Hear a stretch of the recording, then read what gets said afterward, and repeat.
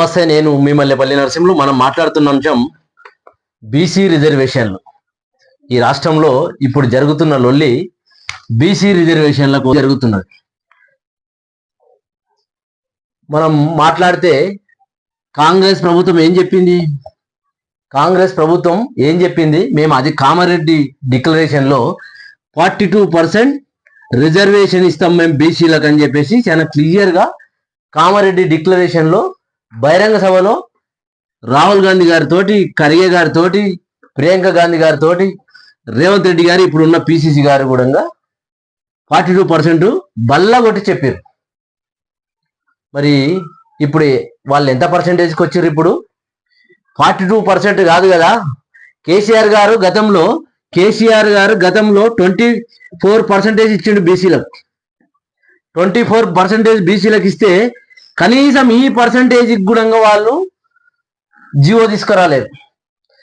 కేవలం 17% మాత్రమే బీసీలకు రిజర్వేషన్ ఇవ్వడానికి ఈ ఎలక్షన్లో వాళ్ళు స్థానిక ఎలక్షన్లో ముందుకు పోతున్నారు. కేవలం 17%. ఎంత గణన మోసం అనొచ్చు దీన్ని. చూడండి, 42% అని చెప్పేసి ఎన్ని అంగమా చేసారు రాష్ట్రంలో ఈ 2 నెలల్లో. ఎంత అంగమ చేసిండు. మేము సంవత్సరానికి బడ్జెట్, ఒక్కొక్క బడ్జెట్కి 20,000 కోట్లు పెడతాం బీసీలకు అదనంగా అని చెప్పేసి రేవంత్ రెడ్డి గారు చెప్పిండు. సంవత్సరానికి 5 సంవత్సరాలకు 1,00,000 కోట్ల బడ్జెట్ బీసీలకు మేము పెడతామని చెప్పిండు. లేదు, మొన్న ఎంత పెట్టిరు బడ్జెట్ మనం చూసినాం. అందరూ పోను చూడండి, వాళ్ళు బంద్ చేసిర్రు. మొన్న బంద్ చేసిర్రు, రాష్ట్ర బంద్ చేసిరు. ఎవరి మీద ఎవరు బంద్ చేసిరో అర్థం కాలేదు. కాంగ్రెస్ పార్టీ బీజేపీ మీద చేసిందా, బీజేపీ పార్టీ కాంగ్రెస్ మీద చేసిందా? ఈ బంద్ ఎవరికి అర్థం కాలేదు. తర్వాత ఢిల్లీలో వెళ్ళి జంతర్ మంతర్ దగ్గర ధర్నా చేసిర్రు. ఆ ధర్నకు కనీసం రాహుల్ గాంధీ గారు కానీ వాళ్ళ అధ్యక్షుడు, జాతీయ అధ్యక్షుడు ఖర్గే గారు కానీ కూడా రాలేరు. వీళ్ళే పోయారు, ధర్నా చేసుకున్నారు, మళ్ళీ రిటర్న్ అయ్యారు. ఎంత మభ్యపెట్టే ప్రయత్నం చేసిరు బీసీలను ఈ రాష్ట్రంలో ఈ 2 సంవత్సరాలు. అంటే ఇచ్చిన హామీలను తుంగలు దొక్కుంటూ. అంతేకాదు మిత్రులారా, పార్లమెంట్ ఎంపీలు 8 మంది ఉన్నారు. వాళ్ళు ఏం చేయాలి? పార్లమెంట్ ఎంపీలు ఏం చేయాలి? వీళ్ళు ఏం చేయాలి? 8 మంది వీళ్ళు పార్లమెంట్ జరిగేటప్పుడు పార్లమెంట్ ని స్తంభింపజేసి బీసీ బిల్లు కోసం చర్చ తీసుకురావాలి. అది చేయలేరు ఈ ఎంపీలు, కాంగ్రెస్ ఎంపీలు కానీ బీజేపీ ఎంపీలు కానీ.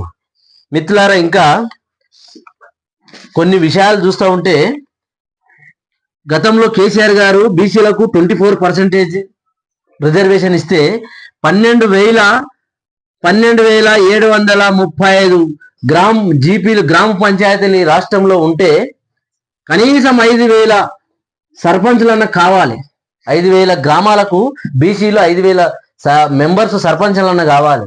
ఈ కాంగ్రెస్ ప్రభుత్వం కేవలం 17% రిజర్వేషన్ కుదిస్తూ కనీసం 1,500 సర్పంచులు కూడా కావట్లేదు వీళ్ళు బీసీలు. ఎంత కుట్ర! బీసీల మీద కుట్ర అంటే మామూలు కుట్ర కాదు. ఈ కాంగ్రెస్ ప్రభుత్వాన్ని నిండా ఇస్తాం అని చెప్పేసి ఇట్లా చూపిస్తారు, గుంజుకుంటున్నారు. అసలు మీరు 42% మీద అసెంబ్లీలో బిల్ పాస్ చేశారు కదా. గతంలో కేసీఆర్ గారు బిల్ పాస్ చేయలేరా? ఢిల్లీకి పంపారు కదా. అఖిల పక్షాన్ని ఢిల్లీకి ఎందుకు తీసుకుపోలేరు మీరు? ప్రధాని నరేంద్ర మోడీ గారిని మీరు ఎన్నోసార్లు ఢిల్లీలో కలిసిర్రు అనేక అంశాల పైన. ఒక్క బీసీ అంశం పైన ఎందుకు నువ్వు ఒక్కసారి లెటర్ ఇవ్వలేవు? ఒక్కసారి చర్చకు తీసుకురాలేవు? ఇదే కపట ప్రేమ, బీసీల మీద రెడ్లాడుతున్న కపట ప్రేమ అని చెప్పొచ్చు. మిత్రులారా, కొన్ని విషయాలు నేను మీకు తీసుకొస్తాను. నా గ్రామానికి సంబంధించిన విషయాలనే మీకు చెప్పే ప్రయత్నం చేస్తాం. ఎంత మోసం చేశారు బీసీలకు అనేది ఎంత మోసం చేశారు అన్నది నేను చెప్పే ప్రయత్నం చేస్తాను. నేను ఒక్కసారి చూడండి మిత్రులారా, ఇక్కడ బీసీల పైన ఎంత కపట ప్రేమ ఆడిరు చూడండి. మిత్రులారా, నా గ్రామం పైన నేను ఎగ్జాంపుల్ చెప్పే ప్రయత్నం చేస్తాను. నా గ్రామంలో 1,400 ఓటర్స్. నా గ్రామంలో 1,400 ఓటర్స్ ఉన్నారు గ్రామ పంచాయతీలో. ఇందులో బీసీ ఉన్నారు, ఎస్సీ ఉన్నారు, ఎస్టీ ఉన్నారు, ముస్లిం మైనార్టీకి సంబంధించిన వాళ్ళు కూడా ఉన్నారు. వీళ్ళందరూ కలిపి 700 ఓటర్స్ అయితే వీళ్ళు ఒక 700 ఓటర్స్ ఉన్నారు. చూడండి, వీళ్ళందరూ కలిపి ఈ ముగ్గురు కలిపితే 700 ఓటర్స్ ఉంటే ఈ బీసీలు మాత్రం 700 ఓటర్స్ ఉన్నారు. చూడండి ఎంత అన్యాయం జరిగింది ఇక్కడ. మీరు చూడండి ఈ బీసీలలో నేనేదో లెక్కలు చెప్పట్లేదండి. గవర్నమెంట్ గెజెట్ ఎవరు district collector and district authorised person release చేసినది చెప్తున్నా. రిజర్వేషన్ ఎట్లా రిజర్వేషన్ మా గ్రామ పంచాయతీ కంటే చూడండి 1400 ఓటర్లలో 700 వీళ్ళు బీసీలు ఉంటే వీళ్ళకి ఎన్ని వార్డ్స్ రావాలండి? వార్డ్ మెంబర్స్ ఎన్ని రావాలి బీసీలకు? వీళ్ళు ఇచ్చింది ఎన్ని? ఇప్పుడు వీళ్ళు ఇచ్చింది కేవలం ఒక్క బీసీకి మాత్రం అలాట్ చేసింది, ఒక్క వార్డ్ మెంబర్. ఎంత గరణ మోసం ఇది! ఎక్కడ మోసము? ఈ బీసీలు అసలు నాకు అర్థం కాదు. ఈ బీసీలను గింత అడ్డంగా గొంతుకోయడమా కాంగ్రెస్ ప్రభుత్వం? గింత అడ్డంగా 1400 ఓటర్స్ ఉంటే నా గ్రామంలో బీసీలు 700 ఉంటే అదర్ క్యాస్ట్ 700 ఉంటే ఇక్కడ బీసీలకు కేవలం ఒక్క వార్డు రిజర్వ్ చేసిండండి. ఒక్క వార్డు ఏంది ఇది? బీసీలకు ఒక్క వార్డు ఏంటంటే జర్నల్, బీసీ జర్నల్. చూడండి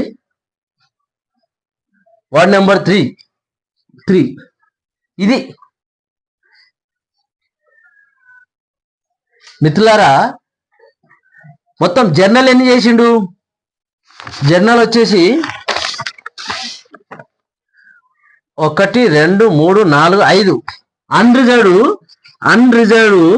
5 చేసిండు. అందులో జర్నల్ కొన్ని ఉన్నాయి, ఉమెన్ కొన్ని ఉన్నాయి. ఓకే, నేను ఏమంటున్నా అంటే ఎస్సీలకు 3 వార్డ్స్ 3 కేటాయించినప్పుడు, ఎస్టీలకు 1 కేటాయించినప్పుడు బీసీలకు ఎన్ని కేటాయించాలి? కనీసం 4 ఇవ్వాలి కదా. 5 పక్కకెట్టు 4 ఇవ్వాలి కదా. ఎంత మోసం ఇక్కడ! బీసీలను నిండా ముంచారు. ఓ బీసీ నాయకులారా, ఓ బీసీ బిడ్డలారా, నేను మీకు రాష్ట్రం అంతా ఇదే పరిస్థితి.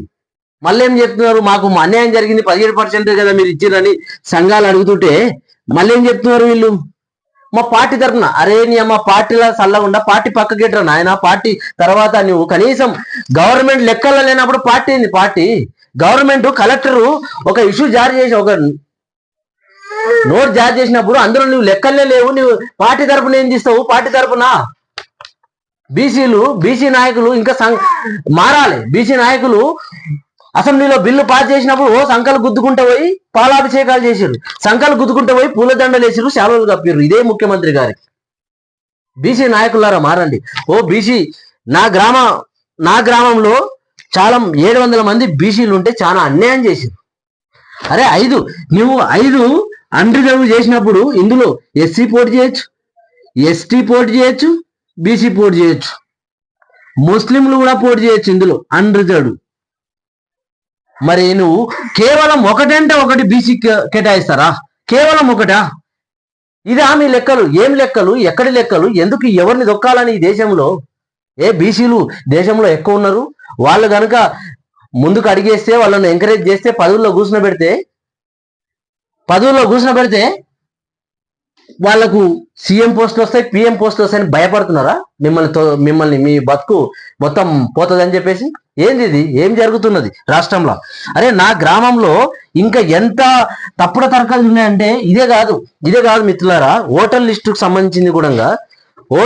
సంబంధించిన విషయాలు కూడా మీకు కొన్ని విషయాలు మీ దృష్టికి తీసుకొచ్చే ప్రయత్నం చేస్తా. ఓటర్ లిస్ట్ ఇది. మా గ్రామంలో ఓటర్ లిస్ట్ 181 సీరియల్ నెంబరు ఇగో 2 ఉంటాయి. 181 సీరియల్ నెంబరు ఓటర్లు డబల్ ఓటర్లు ఇగో 181 ఈడిగి మొగలయ్య. మళ్ళా ఇదే వార్డ్ నెంబర్ 2లో 273లో ఈడిగి మొగలయ్య డబల్. చూడండి ఇదొకటి. చూడండి ఇంకొకటి. ఇదే వార్డ్ నెంబర్ 2లా శ్రీలేఖకు ఎన్ని ఉంటాయి? 2 ఉన్నాయి డబల్. 277 ఒకటి, తర్వాత 286 సీరియల్ నెంబర్. తర్వాత చూడండి ఇంకొక విచిత్రం ఏంటంటే ఈడికి మంజులు అని అంట. ఇంకా చూడండి ఈమె గారి కూడా 3 ఓటర్లు ఉన్నాయండి. 3 ఓట్లు ఉన్నాయా? ఇది నేను ఫేక్ కాదు, ఓటర్ లిస్ట్ లో చూసి చెప్తున్నా. మరి ఓటర్ లిస్టు రేపు ఎలక్షన్ వరకు ఏమన్నా మారుతుందా మనం చూద్దాం. తర్వాత వచ్చేసి కవిత బోయిని 2 ఉన్నాయి. తర్వాత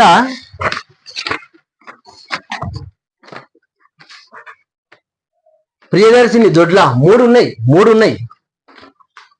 తర్వాత నరేష్ విశ్లావత్ 2 ఉన్నాయి. నిర్మల విశ్లావత్ 2 ఉన్నాయి. అంటే నేను ఏం చెప్తున్నా అంటే మొత్తం తప్పుల తడక, మొత్తం తప్పుల ఓటర్ లిస్ట్ తప్పు, మొత్తం ఇందులో చచ్చిపోయిన వాళ్ళు చాలా మంది డిలీట్ కాలేవు. మరి ఇవి ఎప్పుడు వస్తాయి? అవి రేపే ఎలక్షన్ నామినేషన్లు జరుగుతున్నాయి, అవి జరుగుతున్నాయి. ఇంతవరకు ఈ నా గ్రామాన్ని విషయంలో వస్తే బీసీలకు నా గ్రామమే కాదు, మండల్ మొత్తం అదే పరిస్థితి ఉంది, రాష్ట్రం మొత్తం ఇదే పరిస్థితి ఉంది. బీసీలకు చాలా అన్యాయం చేసింది. ఓ ప్రియమైన బీసీ బిడ్డలారా, ఆలోచన చేయండి. ఈ ప్రభుత్వం మిమ్మల్ని ఎంత అడ్డంగా గొంతు కోసింది చూడండి, చూడండి. నా గ్రామమే ఎగ్జాంపుల్ దీనికి, నా గ్రామమే ఎగ్జాంపుల్. బీసీ బిడ్డలారా, మీరు ఎవరి తరపున నిలబడతారు? ఎవరి తరపున? ఈ పార్టీలో మన్ను ఏ పార్టీ అయితే ఏమున్నది? నేను అడ్డంగా గొంతు కోసినప్పుడు నీ పార్టీ ఏం చేస్తుందిరా నాయన? నా పార్టీ అని కోసుకుంటారు కొంతమంది. కాదురా నాయన, నీ పార్టీ ఏదైనా ఉండని నీ కులాన్నే దొక్కుతున్నారా నాయన? ఈ రాష్ట్రంలో నీ కులాన్నే లేకుండా చేసే ప్రయత్నం చేస్తున్నారు ఈ వర్గం. ఆలోచన చేయండి. ఈ ఎలక్షన్ లో కేసీఆర్ గారు గతంలో 24% బీసీలకు కేటాయిస్తే 17% కుదిర్చిందంటే 42% ఇస్తామన్న వాళ్ళు 52% కులగణనలు తేలింది. 52% కులగణనలు చేసి ఇదే కాంగ్రెస్ ప్రభుత్వం కులగణనలు తేలితే 42% ఇస్తామని చెప్పేసి 2 సంవత్సరాలు చెప్పి 17% తీసుకొచ్చిర్రు నాయన. ఆలోచన చేయండి బీసీ బిడ్డలారా, ఆలోచన చేయండి. నా గ్రామంలో ఉన్న బీసీ వాదులందరికీ నేను చేతులెత్తి నమస్కారం చేస్తున్నా. ఎంత గరాన మోసం చేసింది ఈ ప్రభుత్వం, మీరు ఆలోచన చేయండి. ఎవరి సైడ్ ఇప్పుడు నిలబడాలి? 24% ఇచ్చిన కేసీఆర్ సైడ్ నిలబడతారా? కేవలం 17% ఇచ్చిన కాంగ్రెస్ సైడ్ నిలబడతారా? బీజేపీ కోసం ఎంత తక్కువ మాట్లాడితే అంత మంచిది. ఎందుకంటే దేశంలో వాళ్ళే అధికారంలో ఉన్నారు కదా, మరి ఎందుకు వీళ్ళు చేయలేరు? బిల్లు ఎందుకు పెడతలేరు? ఇదే 8 మంది ఎంపీలు ఎందుకు ఒత్తిడి చేస్తలేరు? ఇది మిత్రులారా, ఆలోచన చేయండి. బీసీలను అడ్డంగా గొంతు కోసింది ఈ రాష్ట్ర ప్రభుత్వం. బెస్ట్ ఎగ్జాంపుల్ నా గ్రామం ప్రజలారా. ఇది విషయం. నమస్తే, నేను మీ మల్లెపల్లి నరసింహులు. నమస్తే.